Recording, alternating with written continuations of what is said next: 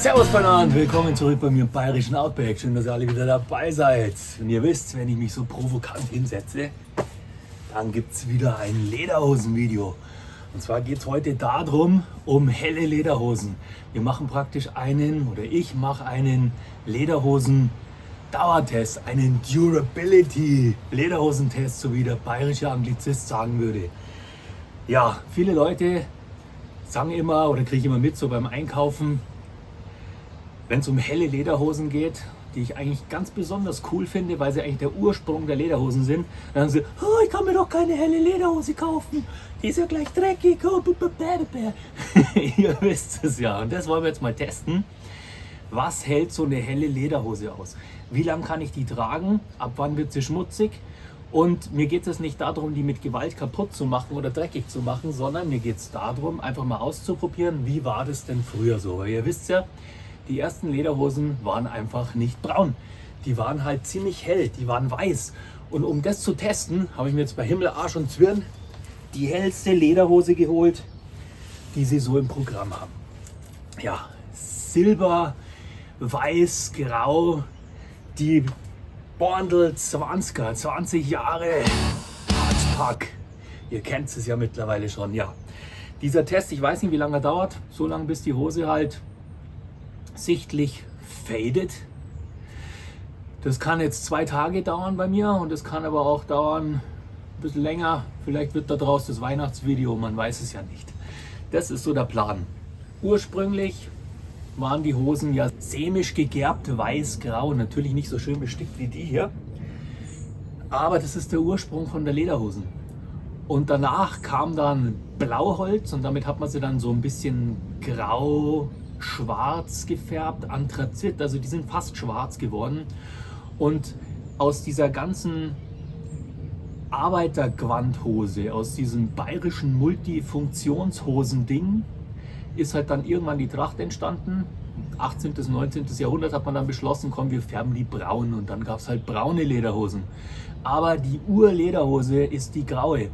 Da hat mir mein Vater schon damals erzählt, hey, ich brauche eine graue Lederhose, weil wir hatten damals als Kinder auch graue Lederhosen. Und das war halt natürlich auch wesentlich einfacher. Ziege und Hirsch wahrscheinlich schon schwieriger, aber so die ganzen Bock, Ziege und so weiter, diese Hosen, die hat man halt einfach selbst handgegerbt, teilweise mit dem Gehirn des Tieres, und dann ist da eine graue Lederhose draus geworden. Und darum sieht man das auf alten Fotos. Naja gut, auf alten Fotos sieht man es nicht, weil die sind ja schwarz-weiß.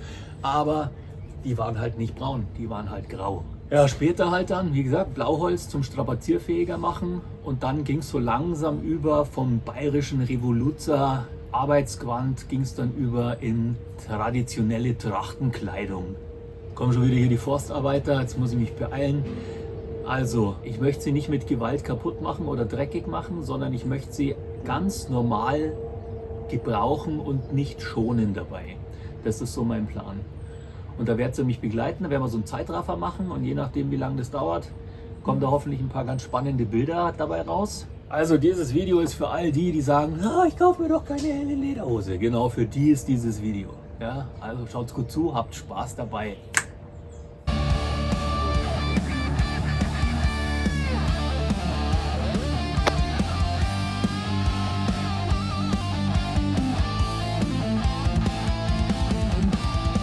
Meine Nüstern weit aufgeblasen, Symbol für Furor und Groll, herausgefordert von Gleichmachern und Luftgewichten.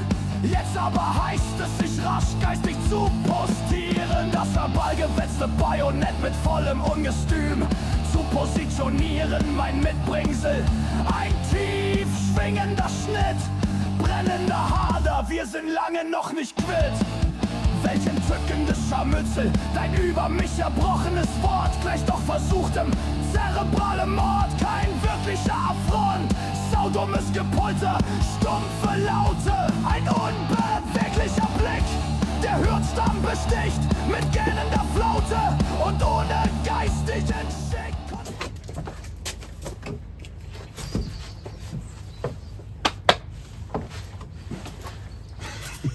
Ja, die ersten Wochen im harten Einsatz, die sind jetzt durch. Das hat sich noch gar nicht so viel getan. Ich bin jetzt so ein bisschen enttäuscht eigentlich, aber für für alle, die sich eine helle Lederhosen kaufen wollen, ist das natürlich gar kein schlechtes Fazit so bisher. Ja, wollte nur mal so eine kleine Zwischenstation mich melden, noch ein bisschen was erzählen. Jeder kennt wahrscheinlich auch die hausgeräucherte Lederhose. Das ist damals auch so gewesen, also so 200, 300, 400 Jahre. Genau weiß ich es immer nicht, wie lange das schon her ist. Es gab ja nach dem Seemisch gegerbt, nach dem Blauholz einfärben, gab es ja dann die hausgeräucherte. Das heißt, man hat die praktisch im Haus, hat man die mit Wachsen und Ölen, hat man die dann praktisch in den Rauch gehängt und hat das Leder so haltbar gemacht. Und die hat natürlich der grauen Farbe zugespielt. Das heißt, die ist halt dann auch grau, Anthrazit, teilweise bis schwarz geworden und es war halt dann einfach ein robuster Lappen Leder, aus dem man sich halt dann seine Hose gemacht hat. Das wollte ich auch noch loswerden. Und dann geht es jetzt weiter in den Lederhosentest. Sehen wir uns später wieder. Und ohne geistigen Schick kontrolliert, mein Grandig verbal filetiert. Den Monolog gibt's auf die Goschen, Schluss ist mit guter Laune. Terror und dem debilen Frohgeseier. Gutes Futter für die Geier. Hatzpack auf das Leben, manche haben's einfach vergessen. Sie sind täglich nur am Messen, besser, schneller, mehr und belanglos optimiert. Ja, mal wieder eine kleine Zwischenmeldung vom Lederhosen-Dauertest. Die hält sich sehr wacker. Also ich habe viel Spaß damit gehabt, wir waren sehr viel unterwegs. Es hat sich eigentlich nicht viel getan, außer dass es ein bisschen kälter mittlerweile geworden ist. Und zeige ich das natürlich nachher im Nahen auch nochmal schnell. Ich kann alle beruhigen, die schon immer eine helle Lederhose haben wollten und gesagt haben, ist mir zu hell, wird gleich dreckig. Ist nicht so. Also Himmel, Arsch und Zwirn ist unten verlinkt. Der Test geht natürlich noch ein bisschen weiter. Ja, was soll ich euch Spannendes noch erzählen, was passiert ist? Außer dass die Hosen viel aushält, die Hüte weniger. Und ja, es gibt eine neue Gürtelschnalle hier. Ich habe eine schöne Lucky Luke Gürtelschnalle mit irgendwas Tschechischem mit drauf. Keine Ahnung, kann es nicht lesen. Aber die Schnalle hat halt cool ausgeschaut. Das Einzige, was man sieht, sind ein paar so kleine Ölspritzer vom Grill sauber machen. Ansonsten kann ich euch nur bisher sagen, absolut Überlebens- und Bierzelttauglich. Weiter geht's. Schon verpennt, was gibt es alles zu erproben und entdecken? Man muss doch total brennen, ohne das Ergebnis vorher schon zu kennen. So soll es doch sein. Tanzen ohne Netz ist halt auch nicht für jedermann. Immer auf der Reise mit vielleicht dem Ergebnis ein wenig mehr weise. Solange halt ich hin den Knochen, Mann. Trink mit ihm und trink's hinaus. Vielleicht springen noch 10 Jahre raus. Am Ende stürzen alle in denselben Staub. Und spätestens dann ist klar, der Tod ist ein Idiot. Euer Bundel Kaspar.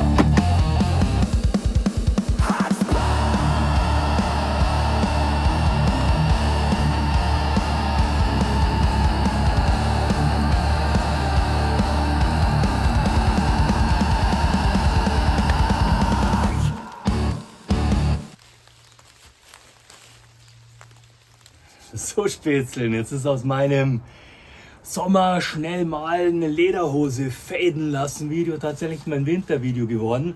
Natürlich für das, was ich vorhatte, für meinen Effekt nicht so richtig klasse, aber für die Hose natürlich total super. Also kann ich nur sagen, wenn ihr eine weiße Lederhose haben wollt, kauft euch eine. An die ganzen Wiesen und Wirtshausbüberl. Schaut euch das an. Ihr müsst euch echt keine Sorgen machen, dass die nicht schön bleibt. Das ist eine richtig robuste, coole Hose. Also mein Fazit zu einer weißen Lederhose kann man durchaus machen. Gibt es jetzt noch einen Direktvergleich vom ersten Video und von dem letzten Video.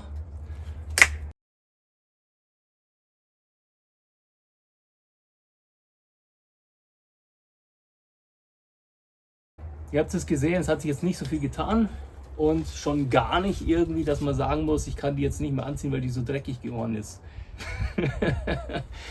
War schön, dass ihr dabei wart, dass ihr mich begleitet habt auf diesem sinnlosen Test. Naja, für den einen oder anderen ist er vielleicht gar nicht so sinnlos, weil ihr könnt euch echt trauen, weiße Lederhosen zu kaufen. Schaut rein, Himmel, Arsch und Zwirn ist unten verlinkt. Da gibt es die coolsten Lederhosen mit den coolsten Sticken und mit den coolsten Leuten, die euch Lederhosen verkaufen.